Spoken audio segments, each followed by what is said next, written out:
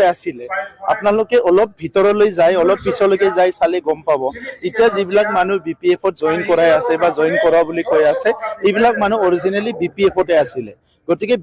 বিপিএফক join কৰাই আছে গতিকে তেখেতৰ এই কথাবিলাকৰ একো ভ্যালু নাই এছেম্বলি ইলেকশ্যনত ইমান বেয়াকে বিপৰ্যয় হাৰি যোৱাৰ পিছত আৰু এতিয়া বিপিএফে যে কমৰ সিধা কৰিব পাৰিব ইয়াৰ কোনো কিবা নাই কোনো মানে চান্স নাই কাৰণ 17 বছৰত যিখিনি ৰাইজক ঠগাইছে যিখিনি তেখেতৰ সময়ত যিখিনি ভাইলেন্স হৈছে হিংসা হৈছে মানুহে যিখিনি কষ্ট পাইছে এই পৰিৱেশটো পিছৰ ফালে ঘূৰি চালে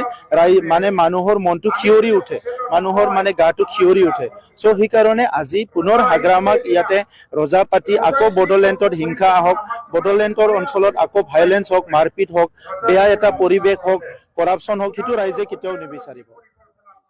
এইবিলাক মানুহ আগতে বিপিএফতে আছিলে আপোনালোকে অলপ ভিতৰলৈ যায় অলপ পিছলৈকে যায় চালে গম পাব এতিয়া যিবিলাক মানুহ বিপিএফত জয়েন কৰাই আছে বা জয়েন কৰা বুলি কৈ আছে এইবিলাক মানুহ অৰিজিনেলি বিপিএফতে আছিলে গতিকে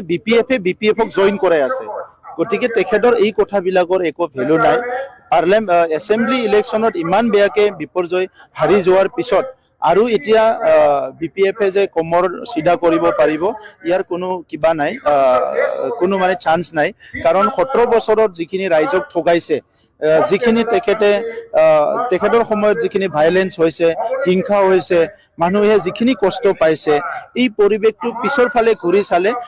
মানে মানুহৰ মনটো খিয়ৰি উঠে মানুহৰ মানে গাটো খিয়ৰি উঠে সো সেই কাৰণে আজি পুনৰ হাগ্ৰামাক ইয়াতে ৰজা পাতি আকৌ বডলেণ্ডত হিংসা হওক বডলেণ্ডৰ অঞ্চলত আকৌ ভাইলেন্স হওক মাৰপিট হওক বেয়া এটা পৰিৱেশ হওক কৰাপশ্যন হওক সেইটো ৰাইজে কেতিয়াও নিবিচাৰিব